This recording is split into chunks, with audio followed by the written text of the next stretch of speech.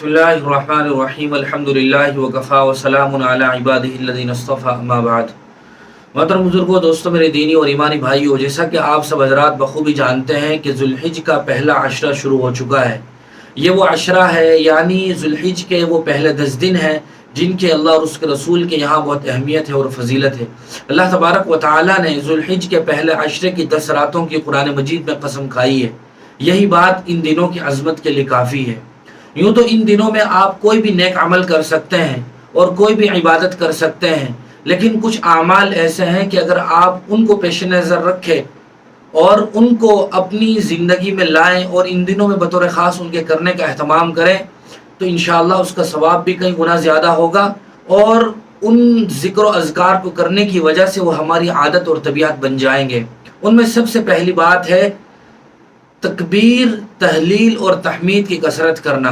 तकबीर कहते हैं अल्लाह की बुजुर्गी और बड़ाई पर मुश्तमिल कलिमात अपनी ज़बान से अदा करना।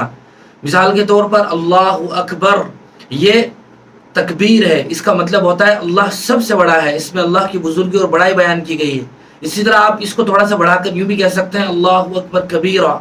दूसरी चीज़ है तहलील। तहलील कहते हैं ला इलाहा इल्लल्लाह कहना। ला इलाहा इल्लल्लाह वो कलिमा है जिसमें अल्लाह की वहदानियत को बयान किया गया है, लिहाजा हम इस कलिमे को भी कसरत के साथ पढ़ें।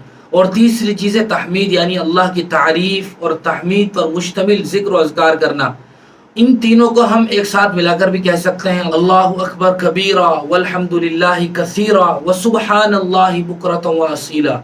लिहाजा हम ज़्यादा से ज़्यादा अल्लाह तबारक व तआला की इन दिनों में बुजुर्गी, बरतरी और तारीफ़ करें। दूसरा अमल ये है, चूँकि ये दिन कुर्बानी के दिन भी हैं, ज़िलहिज्जा की 10वीं तारीख़ को कुर्बानी की जाती है, जो अल्लाह तबारक व तआला के यहाँ निहायत ही ज़बरदस्त इबादत है और साहिब हैसियत लोगों पर कुर्बानी ये वाजिब है।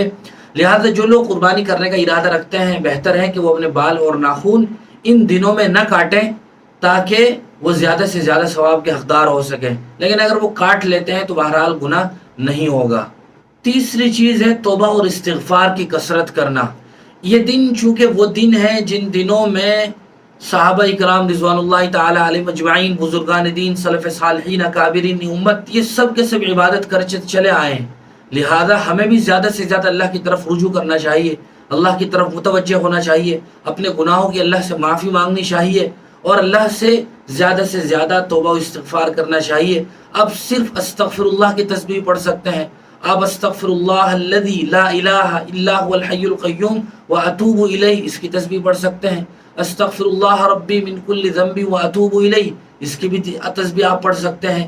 लिहाजा ज़्यादा से ज़्यादा हमें इस्तिग़फ़ार करना है। इस्तिग़फ़ार का माना होता है अल्लाह से अपनी बख्शिश का सवाल करना, लिहाजा हम ज़्यादा से ज़्यादा इस बात का अहतमाम करें। दूसरा एक अमल है जो इन दिनों में करना है, वो है आमाल सालिहा का अहतमाम, नेक कामों को ज़्यादा और कसरत के साथ करना। जब कोई आदमी कुछ दिनों तक अपने आप को नेक आमाल करने का पाबंद बना लेता है तो अल्लाह तबारक व तआला वो नेक आमाल उस आदमी की आदत और तबीयत बना देते हैं, फिर वो सारे साल उन नेक आमाल को करने लगता है। एक अमल है गुनाहों से अपने आप को बचाना।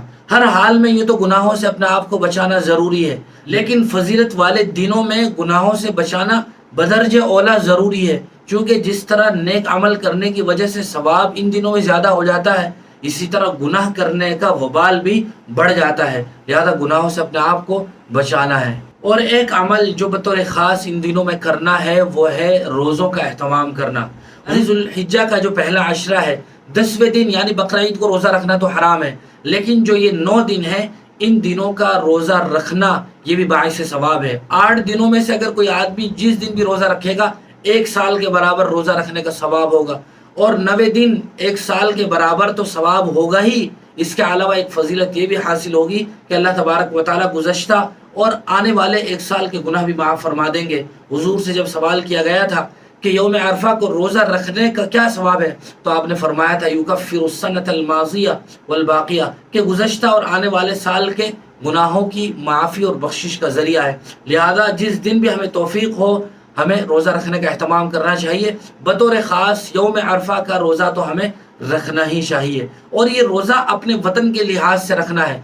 बहुत सारे लोग अब इस तरह भी करने लगे हैं कि जिस दिन सऊदी अरब में यौम अरफा होता है تمام تر حاجی میدان عرفات میں ہوتے ہیں. ہندوستان میں اس دن 8 ذی الحج ہوتی ہے، یوم عرفہ نہیں ہوتا ہے، تو وہ وہاں کے حساب سے روزہ رکھتے ہیں. حالانکہ ایسا نہیں ہے. آپ کے وطن، آپ کے ملک، آپ کے علاقے میں جس دن یوم عرفہ ہو آپ کو اس دن روزہ رکھنا چاہیے.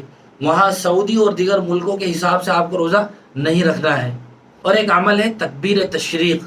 تکبیر تشریق یہ مشہور تکبیر ہے جو ہر ایک بالغ مسلمان مرد اور عورت کو یاد ہونی چاہیے، چونکہ اس تکبیر کا پڑھنا 9 ذی الحجہ کی فجر سے لے کر 13 ذی الحجہ کی عصر تک 23 نمازوں میں پڑھنا واجب ہے. سفر میں ہو، حضر میں ہو، مرد ہو عورت ہو، اس تکبیر تشریق کو یاد کر کے پڑھنے کا اہتمام کرنا چاہیے. مسجد میں تو چونکہ اجتماعی طور پر یہ تکبیر پڑھی جاتی ہے، اس لیے مسجد میں مرد حضرات کے لیے تو پڑھنا آسان ہوتا ہے، لیکن گھروں پہ جب خواتین نماز پڑھتی ہیں تو وہ ان دنوں میں تکبیر پڑھنا بھول جاتی ہیں، چونکہ کوئی الارم نہیں ہوتا، اسی طرح کوئی دوسرا نشان نہیں ہوتا کہ ان کو یاد آ جائے. لہذا بہتر ہے کہ وہ کوئی نشانی طے کر لیں، اپنے مصلے پر کوئی نشان لگا لیں یا اپنے مصلے کے سامنے اس دعا کو لکھ کر رکھ لیں یاد دہانی کے طور پر، تاکہ یہ دعا یاد آ جائے اور چھوٹنے نہ پائے، چونکہ یہ تکبیر پڑھنا واجب ہے. یہ وہ کچھ اعمال ہیں جو کرنے کے ہیں، لہذا ہم زیادہ سے زیادہ نیک اعمال کا اہتمام کریں، گناہوں سے اپنے آپ کو دور رکھیں، اللہ تعالیٰ کی قربت حاصل کریں اور جناب نبی کریم صلی اللہ علیہ وسلم کا ایک سچا پکا عاشق رسول بنے. اللہ تعالیٰ مجھے بھی آپ کو بھی عمل کی توفیق نصیب فرمائے. وآخر دعوانا الحمدللہ رب العالمین.